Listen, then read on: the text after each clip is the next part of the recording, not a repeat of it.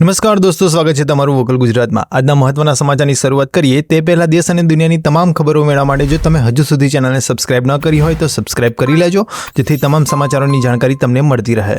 મિત્રો, આજના મહત્વના સમાચારની વાત કરીએ તો ગુજરાતમાં 5 દિવસ અહીં પડશે અતિભારે વરસાદ, હવામાન વિભાગની આગાહી। ટેલિકોમ્યુનિકેશન એક્ટ 2003 લાગુ, લિમિટ કરતાં વધુ સિમ હશે તો 50,000 થી 2 લાખ સુધીનો દંડ થશે।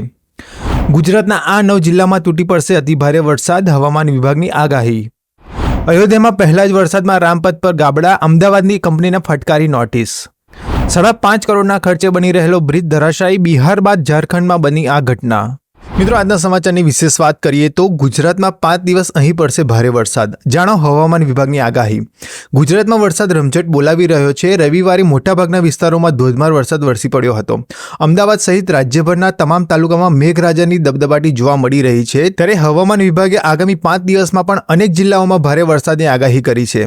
હવામાન વિભાગ પાસેથી મળતી માહિતી પ્રમાણે આજે અમરેલી, બોટાદ, ભાવનગર, ભરૂચ, સુરત, નવસારી, વલસાડ, દમણ, દાદરાનગર હવેલીમાં ઓરેન્જ એલર્ટ આપવામાં આવ્યું છે। આ સાથે નર્મદા, ભરૂચ, વડોદરા, અમદાવાદ, ગાંધીનગર, બનાસકાંઠા, આણંદ, પંચમહાલ, દ્વારકા, મોરબી, કચ્છ, ગીર સોમનાથ, પોરબંદર, રાજકોટ, સુરેન્દ્રનગર, જૂનાગઢ, જામનગરમાં યલો એલર્ટ આપવામાં આવી છે। મિત્રો, ત્યાર પછીના સમાચારની વાત કરીએ તો ગુજરાતના આ 9 જિલ્લામાં તૂટી પડશે વરસાદ, હવામાન વિભાગની આગાહી। હવામાન વિભાગની આગાહી મુજબ આજે રાજ્યના 9 જિલ્લામાં ભારે વરસાદનું અનુમાન છે। સૌરાષ્ટ્ર અને દક્ષિણ ગુજરાતના કોસ્ટલ એરિયામાં અતિભારે વરસાદનું અનુમાન કરવામાં આવ્યું છે। સંઘ પ્રદેશ, દાદરા અને નગર હવેલીમાં પણ ભારે વરસાદની આગાહી છે। સૌરાષ્ટ્રના દરિયાકાંઠા વિસ્તારના 5 જિલ્લામાં ભારે વરસાદની આગાહી કરવામાં આવી છે। હવામાન વિભાગે પોરબંદર, જૂનાગઢ, ગીર સોમનાથ, અમરેલી અને ભાવનગરમાં વરસાદનું અનુમાન વ્યક્ત કર્યું છે। બીજી બાજુ બિહારના નવદામાં ધોધમાર વરસાદે કહેર મચાવ્યો છે। કુંડમાં પહાડોમાંથી તેમજ પાણીનો પ્રવાહ આવતા અનેક સ્થાન જળમગ્ન બન્યા છે। ઝરણાની જેમ કુંડમાં પાણીનો ધસમસતો પ્રવાહ આવતા અફરાતફરી મચી ગઈ હતી। ઉત્તરાખંડના હરિદ્વારમાં ભારે વરસાદના કારણે બરસાતી નદીમાં પૂર આવ્યું છે। પાણીના તેજ પ્રવાહમાં શ્રદ્ધાળુઓ ફસાયા છે।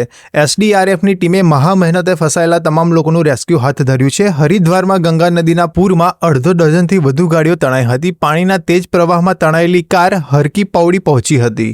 મિત્રો, ત્યાર પછીના સમાચારની વાત કરીએ તો ટેલિકોમ્યુનિકેશન એક્ટ 2003 લાગુ, લિમિટ કરતાં વધુ સિમ હશે તો 50,000 થી 2 લાખ સુધીનો થશે દંડ। 26 જૂન 2024થી નવો ટેલિકોમ કાયદો અમલમાં આવ્યો છે। ટેલિકોમના ક્ષેત્રમાં સતત થઈ રહેલા નવા ટેકનોલોજી ફેરફારને ધ્યાનમાં રાખીને નવો ટેલિકોમ કાયદો લાવવામાં આવ્યો છે। આ કાયદા મુજબ એક ઓળખ કાર્ડ પર એક વ્યક્તિને માત્ર 9 સિમ કાર્ડ જ રજીસ્ટર કરાવી શકશે। તેમજ જમ્મુ કાશ્મીર અને નોર્થ ઈસ્ટ સ્ટેટના લોકો માત્ર 6 સિમ જ રજીસ્ટર કરાવી શકશે।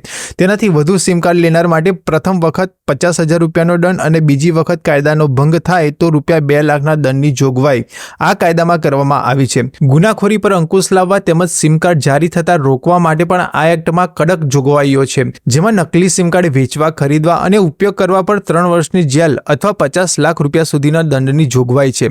નવા કાયદા હેઠળ બાયોમેટ્રિક ડેટા લીધા પછી જ સિમ આપવામાં આવશે। મિત્રો, ત્યાર પછીના વિશેષ સમાચારની વાત કરીએ તો અયોધ્યામાં પહેલા જ વરસાદમાં રામપથ પર ગાબડા, અમદાવાદની કંપનીને ફટકારી નોટિસ। અયોધ્યામાં 844 કરોડ રૂપિયાના ખર્ચે બનેલો રામપથ પહેલા જ વરસાદમાં ધોવાઈ ગયો હતો। ઉત્તર પ્રદેશની સરકારે રોડ બનાવનારી અમદાવાદની કંપની ભુગન ઇન્ફ્રાકોન પ્રાઇવેટ લિમિટેડને નોટિસ ફટકારી છે। અયોધ્યામાં થોડા સમય પહેલા જ રામપથનું ઉદ્ઘાટન કરાયું હતું, પરંતુ પહેલો વરસાદ પડ્યો ત્યાં તો રામપથ અનેક જગ્યાએથી તૂટી ગયો હતો અને મોટા ખાડા પડી ગયા હતા। રામ મંદિરનું ઉદ્ઘાટન કરીને લોકસભાની ચૂંટણીમાં જસ ખાટવાની લાલસામાં ઉતાવળમાં 4 મહિના વહેલો રોડ બનાવી દેવાયો એવું કહેવાય છે। રામપથનું નિર્માણ 30મી એપ્રિલ 2024માં પૂર્ણ થવાનું હતું, પરંતુ 30મી ડિસેમ્બર 2023માં પૂર્ણ કરી દેવાયું હતું। ભગવાન શ્રી રામની જન્મભૂમિમાં બનાવાયેલા રોડમાં ભ્રષ્ટાચાર કરાયો હોવાનો આક્ષેપો થઈ રહ્યા છે, જેના કારણે ઉત્તર પ્રદેશની યોગી આદિત્યનાથની સરકારે જાહેર બાંધકામ વિભાગ અને જલ નિગમના 2 કાર્યપાલ ઇજનેર, 2 સહકાર ઇજનેર અને 2 જુનિયર ઇજનેરને સસ્પેન્ડ કરી દીધા છે।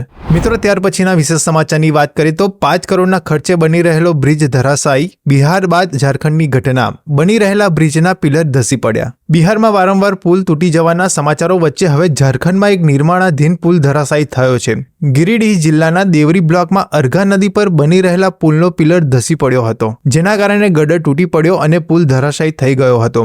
સ્થાનિક લોકો પાસેથી મળતી માહિતી અનુસાર ભારે વરસાદ દરમિયાન રાત્રે 8 વાગ્યાની આસપાસ એક પિલર ધસી જવાની તૈયારીમાં હતો। ત્યાર પછી જોરદાર અવાજ સાથે નિર્માણાધીન પુલનો ગડર તૂટીને નદીમાં પડ્યો હતો। અવાજ એટલો જોરદાર હતો કે આજુબાજુના ઘરોમાં રહેતા લોકો સાંભળીને જ ડરી ગયા હતા. મળતી માહિતી મુજબ આ પુલનું નિર્માણ માર્ગ બાંધકામ વિભાગ દ્વારા 5 કરોડના ખર્ચે કરવામાં આવી રહ્યું હતું. આ પહેલા ઝારખંડના પડોશી રાજ્ય બિહારમાં છેલ્લા 11 દિવસમાં 5 પુલો જળ સમાધિ લઈ ચૂક્યા છે.